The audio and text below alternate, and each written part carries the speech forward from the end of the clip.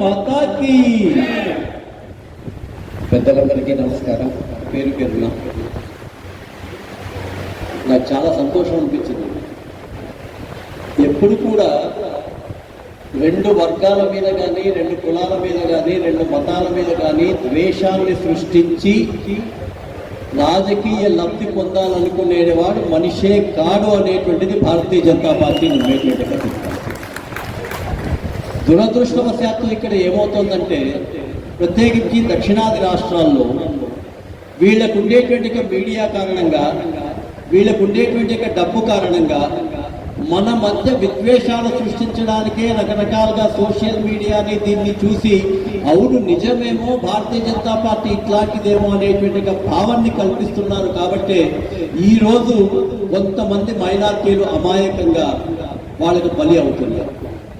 వాళ్ళు మైనార్టీ సోదరుల్ని కేవలం ఓట్లుగా చూస్తున్నారు తప్ప నిజమైన అభివృద్ధి గురించి చూడలేదనేటువంటి విషయం నేను చెప్పాల్సిన అవసరం లేదు. నిజంగా మైనార్టీ సోదరులకు వాళ్ళు డెవలప్ చేసింటే ఇప్పటికీ పంచర్ షాపుల్లోనూ లేకపోతే వేరే దాంట్లో గుమాస్తాలుగా ఉండాల్సిన పనిలే. వాళ్ళు చెప్తున్నది ఏంటంటే మైనార్టీ సోదరులకు మేము చేసిండేటువంటి దానికన్నా ఇంక ఎవరూ చేయలేదని కాంగ్రెస్ పార్టీ ఎప్పుడూ చెప్తూ ఉంటుంది. ఒక్కటే ఒక చిన్న ఉదాహరణ చెప్తాను, ఎందుకంటే పెద్దవారిని తీసుకోవాలి. ఇంతకుముందు సోదరుడు అన్నట్లుగా నేను ఓపెన్ ఛాలెంజ్ చెప్పగలుగుతాను. ఓపెన్ ఛాలెంజ్ ఎవరికైనా సరే, అది వైఎస్ఆర్సీపీ వాళ్ళకి కానీ, గతంలో కాంగ్రెస్ లో ఉన్నటువంటి ముస్లిం మంత్రులకు కానీ, ముస్లిం నాయకులకు కానీ, భారతీయ జనతా పార్టీ అభ్యర్థిగా పార్థసారథి పాలనలో ఏ ఒక్క మైనార్టీ సోదరుడికి కానీ పొరపాటు జరిగి ఉంటే చెప్తే రాజకీయాల నుంచి తప్పుకుంటానని చెప్పి నేను బహిరంగంగా చెప్పగలుగుతా. అది షాజీర్ గారితో అయినా, లేదంటే ఇక్కడ ఉండేటువంటి మిగతా నాయకులతో అయినా. మనిషి అన్నటువంటి వాడు పక్క మనిషిని ప్రేమించాలి. వాస్తవంగా చెప్పాలంటే ఇస్లాం మతంలో మేము అయ్యప్ప స్వామి మాలధారణ వేస్తాం 40 రోజుల పాటు, కానీ మేము ఆహారం తీసుకుంటాం. అదే రంజాన్ సమయంలో కనీసం మంచినీళ్లు కూడా తాగకుండా, ఎంగిలి కూడా మింగకుండా 40 రోజుల పాటు కఠిన ఆహార దీక్ష చేసేటువంటిది ఇస్లాం మతం. ఇస్లాం మతంలో ఉన్నటువంటి గొప్పతనాన్ని కూడా హిందూ మతం ఎప్పుడు కూడా గౌరవిస్తూనే ఉంటుంది. ధర్మం అనేటువంటి దాంట్లో ఎక్కడ కూడా తేడా లేదు. ఇస్లాంలో ఉండేటువంటి దాన్ని కొంతమంది వేరే రకంగా చూస్తున్నారేమో కానీ భారతీయ జనతా పార్టీ కానీ, ఆర్ఎస్ఎస్ కానీ మేమందరము ఏం చెప్తారంటే, మిగతా వాళ్ళందరూ ముస్లిం సోదరుల్ని, క్రైస్తవులను మీరు వేరు వేరు అంటారు. మేము మాత్రం మీరు మేము అన్నదమ్ములమని చెప్పేటువంటి పార్టీ భారతీయ జనతా పార్టీ ఒకటి. మన డైనమిక్ లీడర్ పత్తిగుంట వెంకట ప్రసాద్ అన్న పదవి సింహం వస్తున్నారు. కందిగుంట వెంకట ప్రసాద్ అన్న నాయకత్వం, ప్రసాదన్న నాయకత్వం, ప్రసాదన్న నాయకత్వం, కూటమి అభ్యర్థి ప్రసాదన్న నాయకత్వం.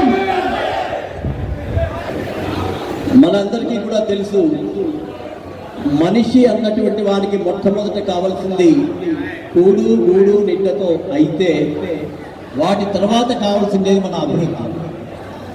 భారతీయ జనతా పార్టీ అభివృద్ధి 1999లో ఎన్డీఏలో తెలుగుదేశంతో కలిసిన తర్వాత, నారా చంద్రబాబు నాయుడు గారిని ఇక్కడ ముఖ్యమంత్రి చేసిన తర్వాత, ఈ రాష్ట్రానికి ఆ రోజు వాజ్పేయి గారి ఉన్నటువంటి హయాంలో వారి ఇద్దరి యొక్క కలయికలో వేల కోట్ల రూపాయల నిధులు వచ్చాయి. మన స్కూల్స్ బాగుపడ్డాయి, మన పంచాయతీలు బాగుపడ్డాయి, మన రోడ్లు బాగుపడ్డాయి, నేషనల్ హైవేస్ బాగుపడ్డాయి. 2014లో కూడా చంద్రబాబు నాయుడు గారు భారతీయ జనతా పార్టీ కలిసి ఉండేటువంటి రోజుల్లో కూడా అనేక రకాలైనటువంటి షాదీకారాలు కానివ్వండి, అనేక రకాలైన డెవలప్మెంట్ కార్యక్రమాలు జరుగుతున్నాయి. 2024లో మరొకసారి ఆ అవకాశం వచ్చింది. ఇక్కడ 100% నేను నా సర్వే ప్రకారం కందిగుంట ప్రసాద్ గారి మీద ఉన్నటువంటి ఒక్క మంచి పాయింట్ అందరూ యాక్సెప్ట్ చేసేది అంటే, అది ఏ మతం వాడైనా, ఏ కులం వాడైనా, డబ్బున్న వాడైనా, డబ్బు లేని వాడైనా, పేదవాడైనా కూడా ఓడిపోయినప్పుడు మిగతా వాళ్ళు నిరాశ నిస్పృహతో వెళ్ళిపోతే నిరంతరం పార్టీ కోసం, ఇక్కడ ఉండే ప్రజల కోసం పనిచేసిండే వ్యక్తిగా ఆయనకి అందరి యొక్క ప్రజల్లో గౌరవం ఉంది. దానికి సంబంధించి ఈరోజు గ్రామాల్లోకి వెళ్తుంటే అనేక మంది పార్టీలో జాయిన్ అవుతున్నారు. గతంలో కొంతమంది విభేదించి వెళ్ళిపోయినటువంటి వాళ్ళు కూడా ఈరోజు వాస్తవాన్ని తెలుసుకొని జాయిన్ అవుతున్నారు. ఇక్కడ వైఎస్ఆర్సీపీ ఒకే దాని మీద ఆధారపడింది. వాళ్ళు ఎంతసేపు అయినా ముస్లిం సోదరులను రెచ్చగొట్టి వాళ్ళ యొక్క ఓట్లు తీసుకోవాలా, రెండో ఓట్లు డబ్బు పంచి ఓట్లు తీసుకోవాలి. ఎక్కడో సంపాదించారు. అది ఎట్లా సంపాదించారో మనకు తెలియదు.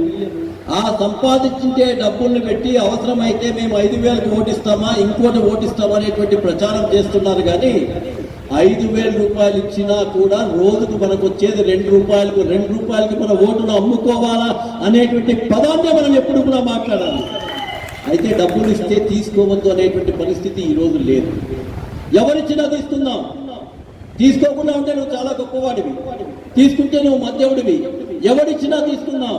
కానీ ఓటుకులో మొట్టమొదటగా వాళ్ళు ఏ అభ్యర్థి అయినా ఏమని ప్రమాణం చేస్తాడు? నేను నీతివంతంగా ప్రజాస్వామ్య పద్ధతిలో ఉంటాను అంటాడు. అతనే ఆయన నీతిని ప్రమాణం చేసి నేను నీతిని తప్పినప్పుడు అతను ఇచ్చేటువంటి డబ్బులు, పనికిమాలిండేటువంటి డబ్బులు, అక్రమార్జంతో ఉండేటువంటి డబ్బులు తీసుకొని మీరు ఉపయోగించుకోండి, లేకపోతే దాన ధర్మాలకు ఉపయోగించండి తప్ప 5 ఏళ్లకు వచ్చేటువంటి ఒక్క ఓటును మాత్రం మనకు తోడుగా ఉండి, మనకు నీడగా ఉండి, ఏ పార్టీ అయితే మనకు ఉంటుందో, ఎన్డీఏ కూటమి ఏ విధంగా ఉంటుందో, ఎన్డీఏ అభ్యర్థిగా ఉండేటువంటి కందికుంట ప్రసాద్ ఏ విధంగా ఉంటాడో వాళ్ళకు మాత్రమే మనం ఓటు వేయాలని మనం ఆలోచించాలి. ఆలోచిస్తే మాత్రమే కుదరదు. మనం ఒక్కరం మాత్రమే ఆలోచిస్తే కుదరదు. మనము ఈ 10 రోజుల పాటు నీకు తెలిసిన ప్రతి ఒక్కరికి ఫోన్లో మాట్లాడుతుండండి, మీకు తెలిసిన ప్రతి ఒక్కరి ఇంటి దగ్గరికి వెళ్ళండి, మనకు తెలిసిండేటువంటి 10 పక్కన ఉండేటువంటి వాళ్ళకి చెప్పండి. అతను వైఎస్ఆర్సీపీ అయితే ప్రత్యేకించి అతనికి నచ్చ చెప్పండి. వైఎస్ఆర్సీపీ ద్వారా ఏమేమి అన్యాయాలు జరుగుతున్నాయి, ఏమేమి అక్రమాలు జరుగుతున్నాయి, మన మీద ఎంత అప్పు వచ్చింది, మన ఆస్తులన్నీ, ప్రజల ఆస్తులన్నీ ఎట్లా తాకట్టు పెట్టారు, మద్యం పేరుతో ఏ విధంగా దోచుకుంటున్నారు, ఈ విషయాలన్నీ కూడా మనకందరికీ తెలుసు. కాబట్టి ప్రతి ఒక్కరి ఇంటిలో మనం ఒక 5 నిమిషాలు కూర్చొని మాట్లాడటమే కాకుండా ప్రసాద్ గారి యొక్క వ్యక్తిత్వానికి సంబంధించి నేను ఇంతకుముందు చెప్పాను కదా, నిరంతరం తన యొక్క పార్టీ కోసం కానీ కదిరిలో ఉండేటువంటి పేద ప్రజల కోసం కానీ పనిచేస్తున్నారనే భావాన్ని మనం అందరం కూడా తీసుకుని వెళ్లాల్సినటువంటి అవసరం ఉంది.